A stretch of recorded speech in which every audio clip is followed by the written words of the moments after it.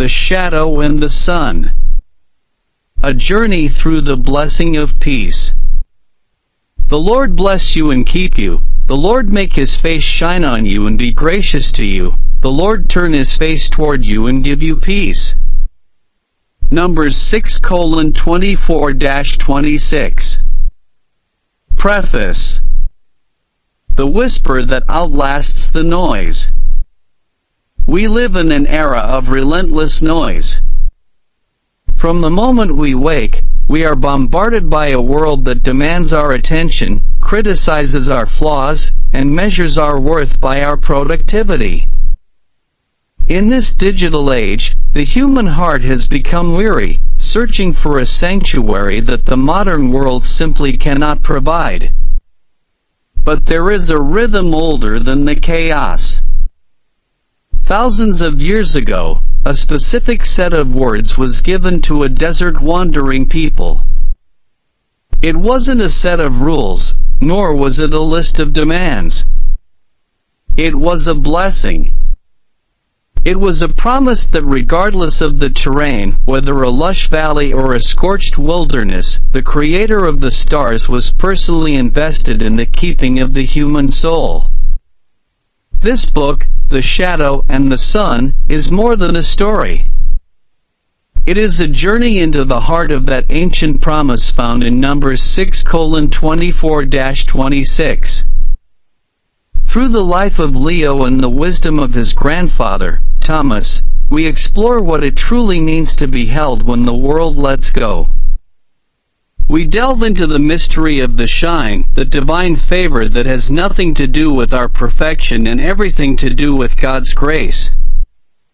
As you turn these pages, I invite you to silence your phone, take a deep breath, and let the noise of the world fade into the background. You are not reading this by accident. You are here because your soul is hungry for the peace that passes all understanding.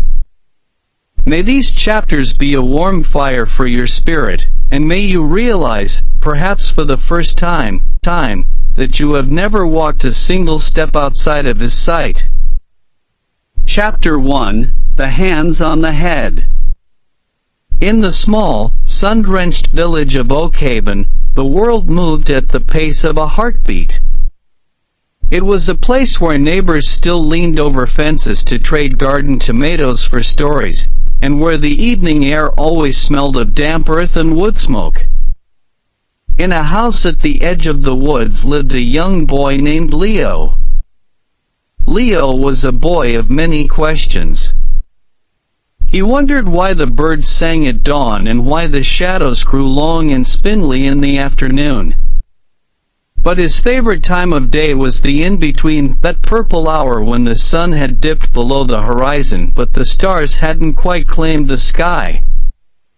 This was when his grandfather, Thomas, would come into his room. Thomas was a man built of sturdy wood and kindness. His hands were a map of a life well lived. They were calloused from the plow, scarred from the carpenter's bench, and etched with the deep lines of 70 winters. But when Thomas entered Leo's room, those hands became the gentlest things in the world. Leo would sit up in his bed, his eyes wide, waiting for the ritual. Thomas would sit on the edge of the mattress, the springs giving a familiar, comforting creak. He would reach out and place his large, warm hands directly onto Leo's head. It wasn't a quick pat or a casual touch. It was a deliberate, heavy settling, as if Thomas were anchoring Leo to the earth so he wouldn't drift away in his dreams. Then, in a voice that sounded like smooth stones rolling in a clear brook, Thomas would begin, "The Lord bless you and keep you." One Tuesday night, as a summer thunderstorm rattled the window pane, Leo whispered, "Grandpa, I'm scared of the unkeeping." Thomas tilted his head. "What is the unkeeping, little soul?" "The dark," Leo said, pulling the quilt to his chin. "The things I can't see." The world feels too big, and I feel too small. How can God keep me if I'm just one boy in one bed? Thomas leaned in, his eyes shining with a light that didn't come from the bedside lamp. Leo, do you see your garden outside? When the winter frost comes, I wrap the youngest saplings in burlap. I tie the knots myself. I check on them when the wind howls. Do I forget them because the forest is large? No. I remember them because they are mine. To be kept is to be God's sapling. He doesn't just watch you from a distance, He ties the knots of protection around your heart. He keeps your coming and your going. He keeps your tears in a bottle and your joys in His palm. You aren't just a boy in a bed, you are a treasure in a vault. That night, Leo didn't just sleep, he rested. He realized that the keeping wasn't a cage, it was a cocoon. It was the assurance that before the world could get to him, it had to go through the keeper first. The heart feed. Take a moment to breathe. Whatever you are worried about losing today, your peace, your health, your security, remember that you are kept. You are not a leaf blowing in the wind, you are a seed held in the hand of the gardener. Chapter 2, The Keeper of the Storm. 15 years had vanished like mist. Leo was no longer in the village of Oak Haven. He was in the gray city, a place of concrete, rushing subways, and people who looked at their shoes instead of the sky. Leo was 21, and for the first time in his life, the keeping felt like a distant fairy tale. He had moved to the city with big dreams of becoming an architect, wanting to build towers that touched the clouds. But the city was expensive, the work was grueling, and the loneliness was a cold, biting wind. One Friday afternoon, the floor fell out from under him. The firm where he worked announced layoffs. Leo's name was on the list. He walked back to his tiny, one-room apartment. He sat on the floor because he hadn't yet saved enough to buy a sofa. The walls felt like they were closing in. He looked at his bank account, then at his stack of bills. For the first time, he felt uncapped. He felt like the burlap had been ripped off the sapling, leaving him exposed to the freezing rain of reality. "Where is the blessing now, Grandpa?" he whispered to the empty room. He reached into an old cardboard box and pulled out a framed photograph of Thomas. In the photo, Thomas was smiling, his hand resting on a fence post. Leo closed his eyes and tried to summon the feeling of those hands on his head. He began to recite the words, but his voice cracked. "The Lord bless you and keep you." As he sat in the silence, a memory surfaced. He remembered Thomas telling him about the great flood of '98, when the river had risen and taken the barn and half the crops. Thomas had lost almost everything that year. Leo remembered asking him, "Why didn't God keep the barn, Grandpa?" Thomas had replied, "Leo, God didn't promise to keep the barn. He promised to keep me. The barn is a thing, I am a soul. The things can be replaced, but the soul is eternal. As long as I have my breath in His hand, I am still the wealthiest man in the valley." Leo took a deep breath. The apartment was still small. He was still unemployed. But a strange, quiet strength began to rise in his chest. He realized he had been confusing blessing with comfort. He had thought being kept meant having a high salary and an easy life. But the keeping was something deeper. It was the fact that even if he lost his job, he hadn't lost his identity. Even if he lost his apartment, he hadn't lost his father. He stood up, washed his face, and went to the window. The city lights were flickering on. He wasn't a victim of the economy, he was a guest in his father's world. He went to bed that night not knowing how he would pay rent but knowing who he belonged to. He was kept, not from the trouble, but within it. The heart feed: is your barn falling down? Are you measuring God's blessing by your bank account or your comfort? Remember, the keeper is more concerned with the person you are becoming than the things you are accumulating. Trust the grip of his hand when the world lets go. Chapter 3: Walking in the Shine. The Lord make his face shine on you. Months later, Leo found a new job. It wasn't the grand architectural firm he had dreamed of. It was a small non-profit that designed affordable housing for families in need. The pay was modest, but for the first time, Leo felt he was building things that actually mattered. However, the gray city still had a way of making people feel invisible.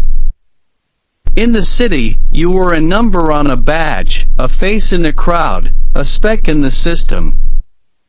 Leo struggled with a feeling that many of us face, the shadow of unworthiness.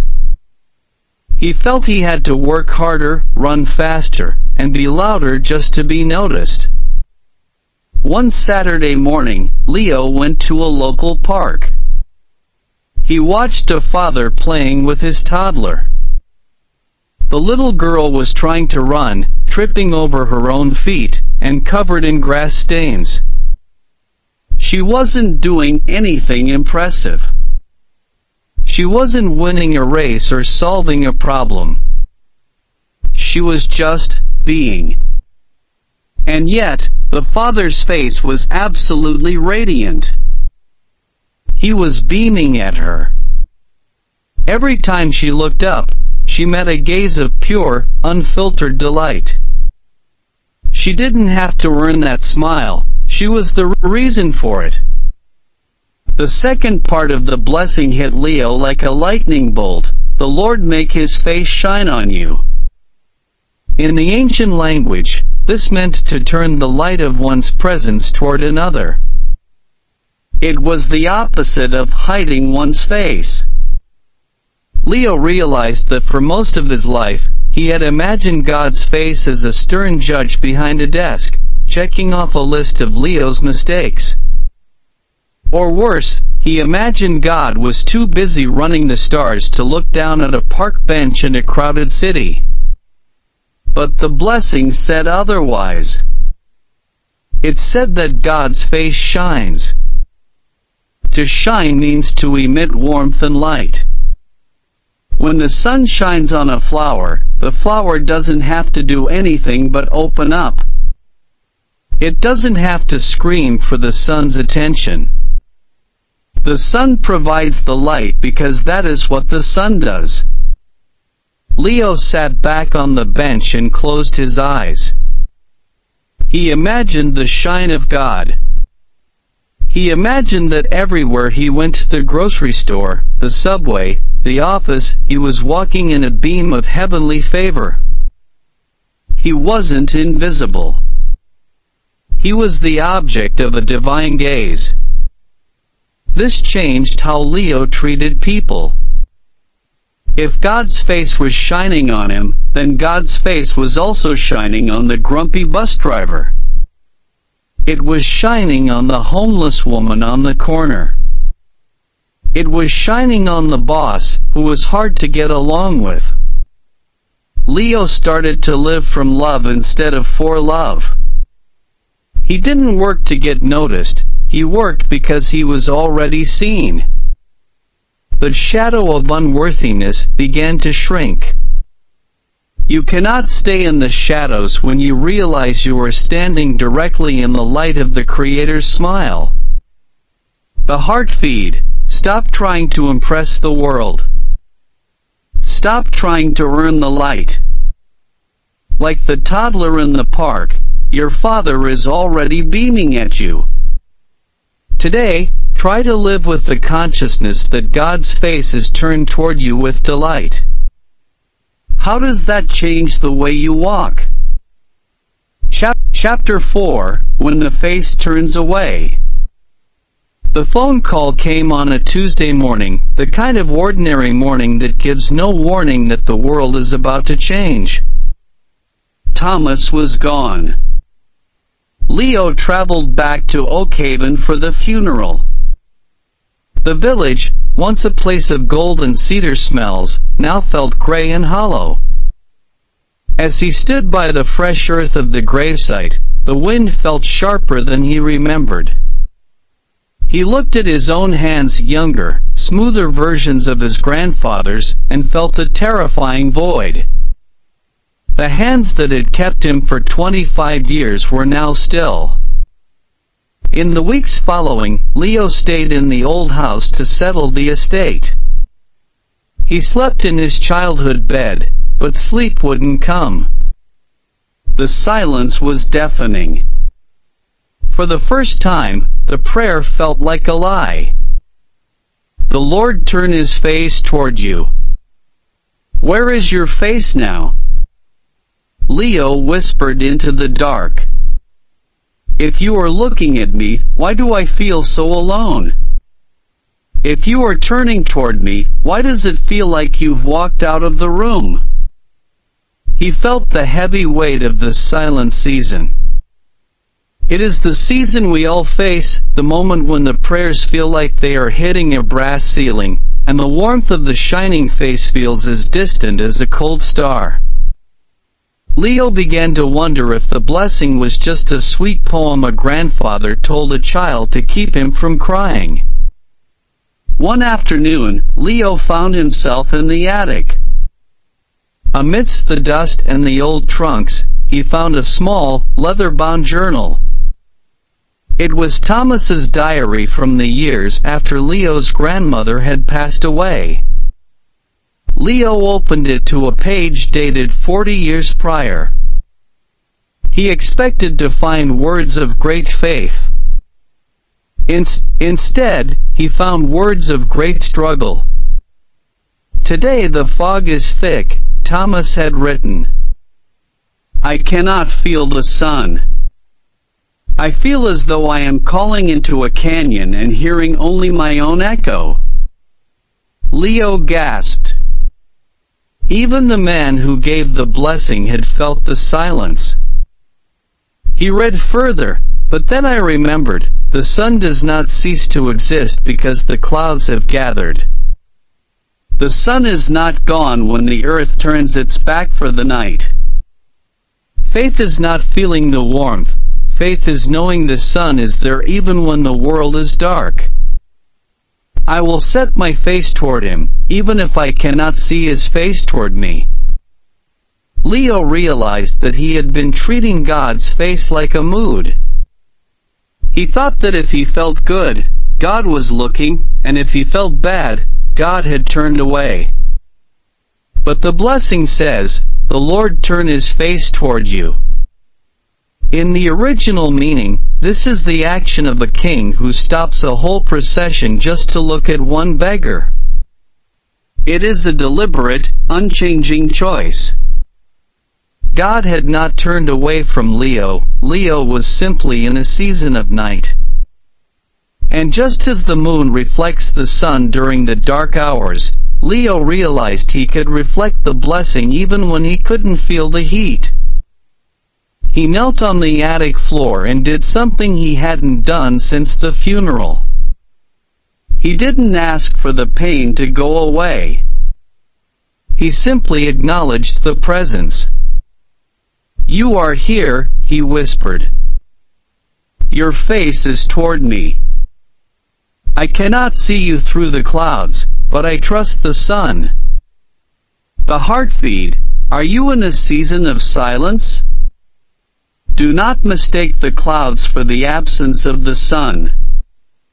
God's gaze is fixed on you with a steady, unblinking love. He does not turn away when you suffer, He leans in.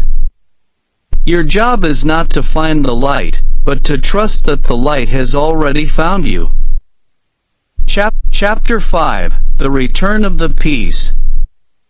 And give you peace. Leo returned to the city, but he was a different man. The grief hadn't vanished, but it had settled into a quiet, sacred companion. He found that the final words of the blessing, peace, were the most misunderstood of all. In the city, peace meant quiet. It meant a vacation on a beach. It meant having enough money so you didn't have to worry. But the peace Thomas had spoken of was the Hebrew word shalom. It didn't just mean quiet, it meant wholeness. It meant that every broken piece of the jar had been glued back together. Leo saw this peace tested when a major project he had worked on for a year was cancelled due to city budget cuts. His co-workers were furious. They slammed doors and shouted about the injustice. Leo felt the disappointment, but beneath it, there was a reservoir of stillness. "How can you be so calm, Leo?" a colleague asked. "We just lost a year of work." Leo thought for a moment. "I'm not happy about the work," he said softly. "But my peace wasn't built on that building. If the building is cancelled, the peace stays because the building didn't give it to me." He realized that the peace of the blessing is a gift. And give you peace. You cannot manufacture it. You cannot buy it with yoga or tea or money. It is a divine deposit. As Leo aged, this peace became his greatest treasure. He moved back to Oak Haven in his later years, taking over the old house. He became the village elder. People would come to his porch just to sit with him. They said that just being near Leo made their own hearts feel less frantic. "What's the secret, Leo?" the young men would ask. "The secret," Leo would say, "is realizing that you are a child of the King. When you know the King is your father, and the King has promised to keep you, and the King is smiling at you, you stop worrying about the pebbles in the road. Peace is knowing that the end of the story is already written, and it ends in light." One evening, Leo sat on his porch, watching the golden hour. His hair was now as white as Thomas's had been. His heart was tired, but his soul was full. He realized that the 26 words his grandfather had whispered over him had been the software of his entire life. They had programmed him for resilience, for grace, and for stillness. He wasn't afraid of the end. Why should he be? The blessing had kept him through the morning, the noon, and the afternoon of his life. He knew it would keep him through the sunset, too. He closed his eyes and felt the warmth of the sun on his skin. It felt like a hand. A heavy, certain, loving hand. The heartbeat, peace is not a destination where there are no problems. Peace is a person who walks with you through the problems. Today, stop trying to fix everything and simply ask for the gift of shalom. Let the keeper take the weight off your shoulders. Epilogue, the cycle of light.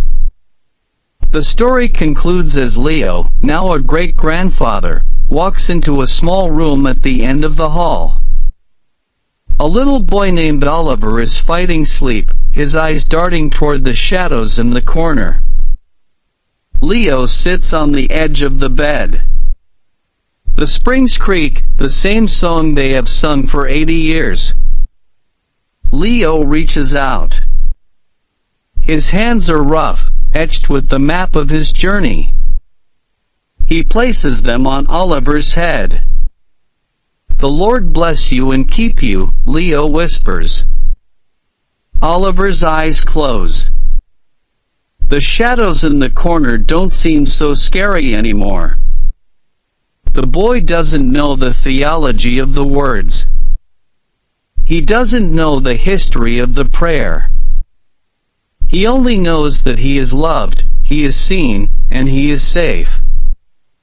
The light in the room fades, but the blessing is just beginning. The final prayer, for the reader. Lord, I thank you that these words are not just ancient history but a living promise for the person reading this book right now. I ask that they would feel your hands upon their head today. Keep them in the storm. Shine your face upon their dark days. Turn your gaze toward them when they feel invisible. And above all, give them your shalom, the peace that the world cannot give and the world cannot take away. Amen.